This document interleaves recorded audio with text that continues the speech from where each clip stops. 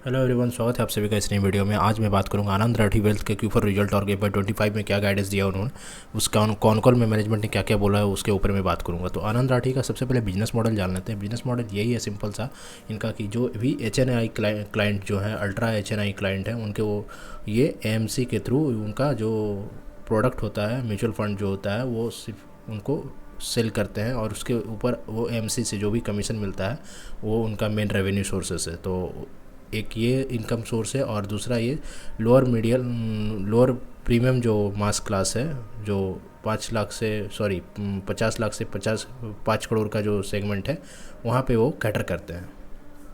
तो यहाँ पे जो इनका जो मेन सेगमेंट है HNI और अल्ट्रा HNI, सबसे ज़्यादा रेवेन्यू इनका इन्हीं से आता है। और वहाँ पे क्या करते हैं ये कि पर्टिकुलर RM असाइन करते हैं वो क्लाइंट को, और वो एक RM जो है, एक रिलेशनशिप मैनेजर जो है, वहाँ पे 25 to 30 HNI और अल्ट्रा HNI क्लाइंट को वहाँ पे कैटर करते हैं। तो सिर्फ वहाँ पे उसी के ऊपर फोकस रहते हैं। और यहाँ पे एक RM जो है, जो मास का वहाँ सेगमेंट है, 50 लाख से 5 करोड़ का जो सेगमेंट है, वहाँ पे एक RM 250 क्लाइंट के आसपास को वहाँ पे हैंडल करता है। और यहाँ पे डिजिटली थोड़ा सा ये वहाँ पे मार्केट कैप्चर करने के लिए कोशिश कर रहे हैं, क्योंकि ये अब जो है इनका जो प्लान है, ये करीब करीब टायर 2 और टायर 3 सिटी को भी ये कैप्चर करने के लिए कोशिश कर रहे हैं। तो इनका आगे आने वाले टाइम में ग्रोथ भी काफ़ी अच्छा दिखने वाला है।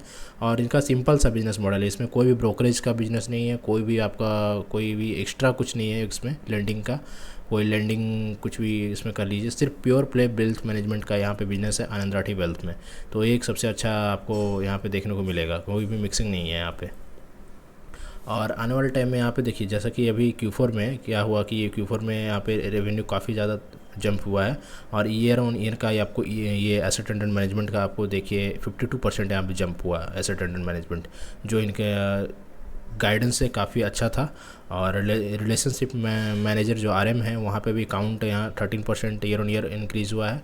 और एक्टिव क्लाइंट में भी 19% के आसपास ईयर ऑन ईयर इंक्रीज़ देखने को मिला है। जो मैंने बोला था क्लाइंट पर RM का, जो मैंने बात किया था 30 है, देखिए अभी मैंने बोला था 25 to 30, यानी कि अभी लास्ट ईयर का जो क्लाइंट 30 क्लाइंट पर RM यहाँ पे असाइन किया गया है। तो काफ़ी फोकस्ड वे में ये मार्केट में अल्ट्रा HNI का जो पैसा जो है हैंडल करते हैं। उनको जब मार्केट डाउन होता है तो काफ़ी हैंड होल्डिंग का ये सपोर्ट देते हैं, और क्यों नहीं बेचना चाहिए या फिर क्यों बेचना चाहिए पोर्टफोलियो को, या क्या उसमें चेंजिंग करना चाहिए, उनके रिस्क रिवॉर्ड के हिसाब से, मतलब उनका रिस्क एपेटाइट के हिसाब से वहाँ पे वो चेंजेस करते हैं। और उनको वो चीज़ समझा करके, वो कन्विंस करके उनको पोर्टफोलियो को इंक्रीज़ करने का काम करते हैं। और ये जनरल मार्केट जो निफ्टी है, वहाँ पे 13% का अगर रिजल्ट आ रहा है CAGR के टर्म में, तो उनका जो लास्ट 10 ईयर में है तो वो 15 to 16% वहाँ पे कहकर वो रिटर्न बना करके अपने क्लाइंट को दे रहे हैं, जो कि काफ़ी अच्छा है। अल्फ़ा भी क्रिएट हो रहा है वहाँ पे उनको क्लाइंट के लिए। उनके बड़े अगर पैसे को अगर हैंडल करना है, और रिस्क भी उतना नहीं ले सकते हैं, क्योंकि उतना जब बड़ा पैसा हो जाता है तो किसी का भी अगर 100 करोड़ 50 करोड़ 200 करोड़ का अगर नेटवर्थ है वहाँ पे अगर डला हुआ है वहाँ पे कंपनी के ऊपर बिजनेस में, तो फिर वो उतना ज़्यादा रिस्क लेना नहीं चाहेगा कंपेयर टू 5 लाख और 10 लाख वाला। तो ये थोड़ा सा समझने वाली चीज़ है, और जिसलिए यहाँ इनका काम बहुत ही ज़रूरी है। और आने वाले टाइम में जो भी जैसे जैसे एजुकेशन अवेयरनेस और एजुकेशन दोनों चीज़ बढ़ रहा है, और वहाँ पे लोग समझ रहे हैं, जो HNI क्लाइंट है और अल्ट्रा HNI क्लाइंट है, कि अब इनको प्रोफेशनल वेल्थ मैनेजर का इनको ज़रूरत होने वाला है, जिससे कि इनका यहाँ पे आनंद राठी वेल्थ जैसे लोगों के लिए ये बहुत ही काम आने वाले हैं। और यहाँ पे क्लाइंट विंटेज, जैसा कि आपको देखिए 60% का जो है यहाँ पे क्लाइंट विंटेज, मतलब कि जो क्लाइंट है कितने टाइम से इनके पास रह रहे हैं, तो मोर देन 3 ईयर जो है वहाँ पे, जो 3 साल से ज़्यादा का जो टाइम पीरियड बिता चुके हैं जो इनके क्लाइंट है, 60% के आसपास है। और 40% क्लाइंट है जो कि 0 to 3 ईयर के बीच में है। तो 60% क्लाइंट जो है 3 ईयर से, मोर देन 3 ईयर से यहाँ पे जुड़े हुए हैं इनके साथ, जो कि बहुत ही अच्छी बात है। और मार्च 24 में जो इनका ये लास्ट फाइनेंशियल ईयर का जो है 3 ईयर से ज़्यादा जो जुड़े हुए थे, उनका क्लाइंट का जो है, उनका AUM 79% जो है AUM उन्हीं से आ रहा है।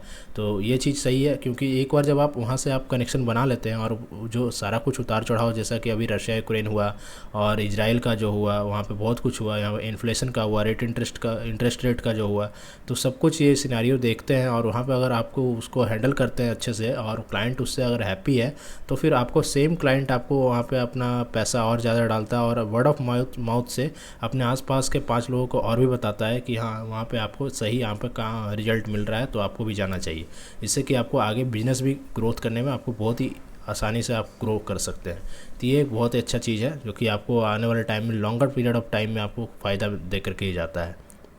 क्लाइंट एट्रिशन रेट, जो कि क्लाइंट छोड़ करके जाते हैं, तो उसमें से जो AUM लॉस जो हुआ था 1% के आसपास ही बस रहा है, लास्ट ईयर से भी कम रहा है, तो ये एक बहुत ही अच्छा सा इंडिकेशन है। और यहाँ पे एसेट मैनेजमेंट का जो कैगर है लास्ट 6 ईयर का 17% से इनका एसेट अंडर मैनेजमेंट, जो कि देखिए एसेट अंडर मैनेजमेंट का जो इंडस्ट्री है, asset manage by Indian mutual fund industry, जो म्यूचुअल फंड का इंडस्ट्री है जो है उसमें जो एसेट मैनेज हो रहा है म्यूचुअल फंड के थ्रू, वो 17% कैगर के थ्रू लास्ट 6 ईयर में इंक्रीज़ हुआ है। तो बहुत ही एक ग्रोथ इंडस्ट्री है यहाँ पे, बहुत ही अच्छा अपॉर्चुनिटी है, क्योंकि जो इंडिया में जो है मात्र 5% का जो पॉपुलेशन का जो वहाँ पे है AUM जो है मात्र म्यूचुअल फंड के अंडर में है। ऑन एन एवरेज अगर ग्लोबल लेवल पे देखा जाए तो 27% के आसपास में है, जो कि वहाँ पे म्यूचुअल फंड का इंडस्ट्री पेनिट्रेशन लेवल वहाँ पे 27% है ओवरऑल वर्ल्ड का एवरेज लिया जाए तो।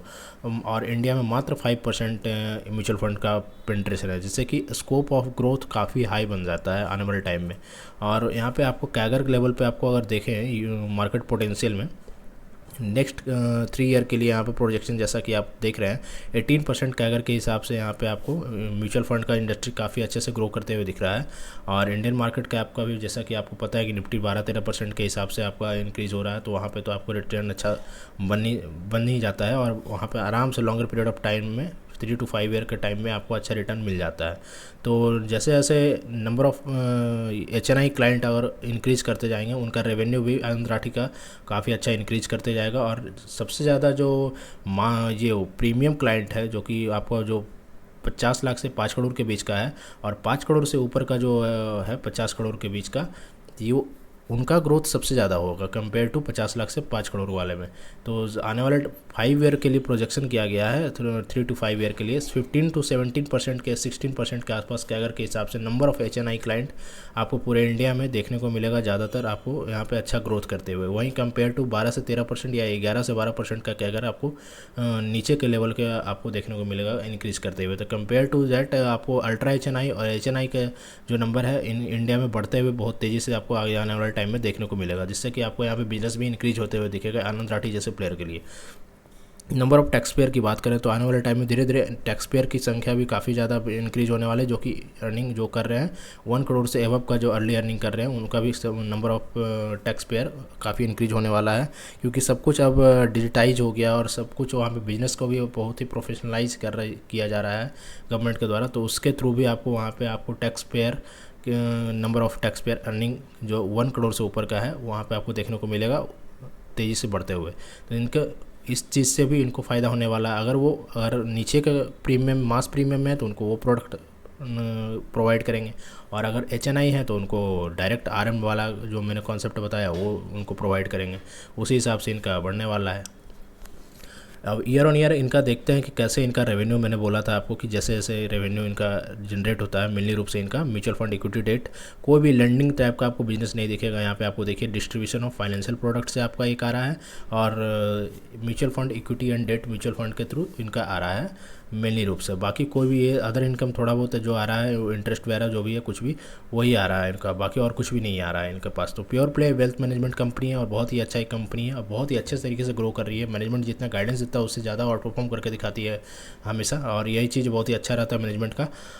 और वैल्यूएशन का देखिए आपको अपने लेवल पे एनालिसिस करना होगा। वैल्यूएशन वाकई अभी हाई लेवल पे है, अभी ट्रेड कर रहा है मार्केट में और काफ़ी अच्छा आपको देखने को मिलेगा। AUM का ग्रोथ आप जैसा कि देख रहे हैं 52% का AUM का ग्रोथ आपको देखने को मिला लास्ट ईयर के कंपेयर में, तो बहुत ही अच्छा आपका ग्रोथ है यहाँ पे, तो बहुत ही अच्छा है। 35% का रेवेन्यू में जंप है, 52% का AUM में ग्रोथ है, 35% का पैट में ग्रोथ है, मार्जिन में भी अच्छा है, 30% पैट मार्जिन है, बहुत ही अच्छा है ये चीज़।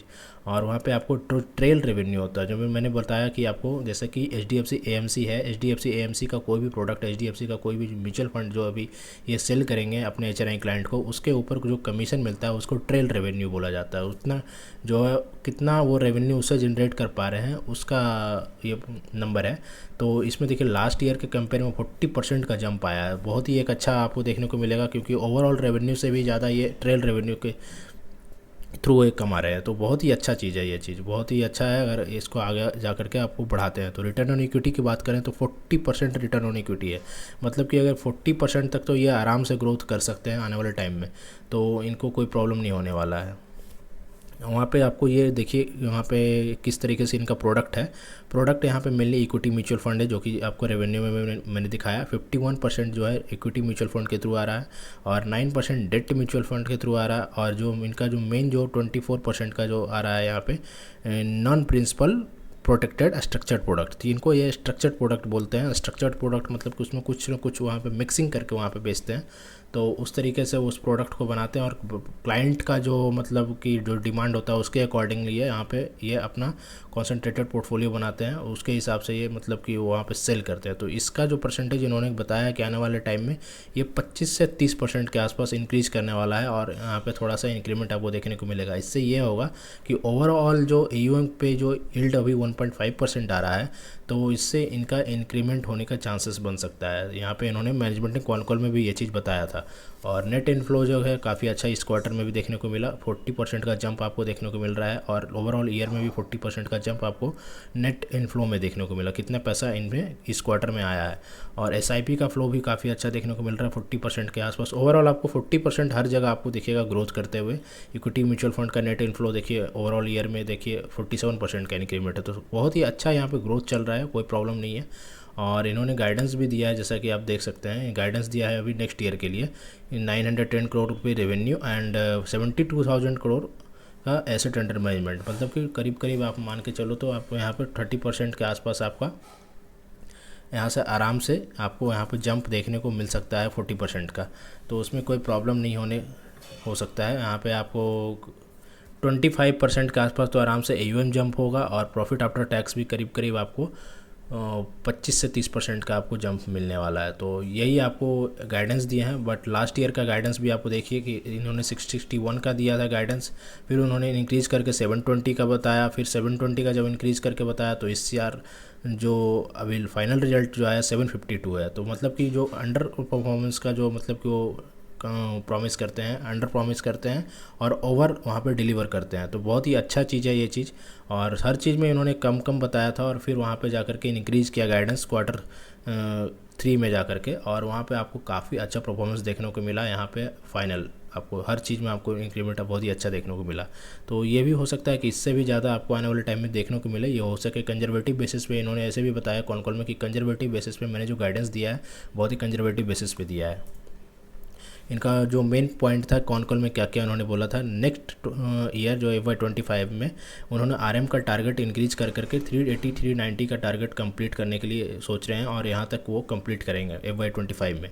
और जीरो एट्रिशन RM मतलब कि कोई भी RM जो है ये पिछले 9 महीने में इनको छोड़ करके नहीं गया है और पिछले 9 महीने से कंटिन्यू RM वहाँ पे सब लोग जो है बने हुए हैं, कोई भी RM का रिजर्वेशन नहीं हुआ है, जिससे ये पता चलता है कि बहुत ही अच्छा एक ऑर्गेनाइजेशन अपने बिल्ड किया है इन्होंने, एनवायरनमेंट बिल्ड किया है, लोग अच्छे से काम कर पा रहे हैं। स्ट्रक्चर्ड प्रोडक्ट में वहाँ पे देखिए मैंने बताया था कि आपको 30-35% तक आपको देखने को मिलेगा वहाँ पे, जो कि अभी 24% के आसपास में है स्ट्रक्चर्ड प्रोडक्ट, जिससे कि आपको यील्ड में आपको इंक्रीमेंट देखने को मिलेगा FY25 में।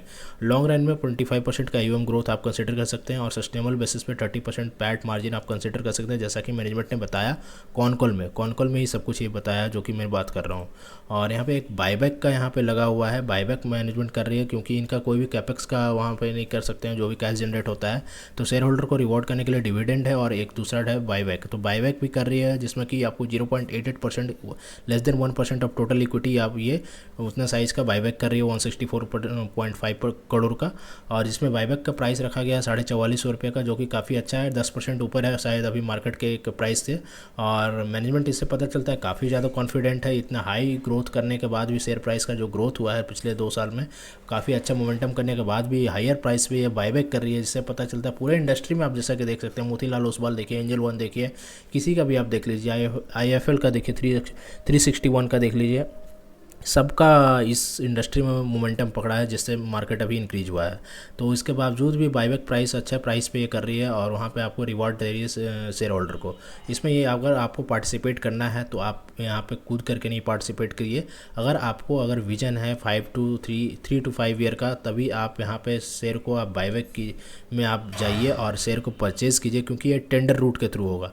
अगर 5 शेयर या 10 शेयर आप लेते हो, ठीक है, 10 शेयर अगर आप परचेज़ करते हो अभी के मार्केट के हिसाब से, और जब टेंडर करते हो तो वहाँ पे आपको 3 शेयर ही हो सके, आपको 2 शेयर ही आपको वहाँ पे कंपनी आपको बाईबैक मिले और बाकी के 8 शेयर आपको रखना पड़ जाए। तो 8 शेयर जब आपको रखना पड़ेगा तो ऐसा ना हो कि मार्केट गिरे आपको वहाँ पे लॉस हो जाए। तो आपको आगे का विजन अगर क्लियर है, यहाँ से अगर आपको सही लग रहा है कि आने वाले 5 ईयर तक आपको सही यहाँ पे रहने वाला है, यहाँ से रिटर्न मिलने वाला अच्छा, तो आप लें। अदरवाइज़ आप वहाँ पे ना पार्टिसिपेट करें, क्योंकि वहाँ पे आप ट्रैप हो सकते हैं।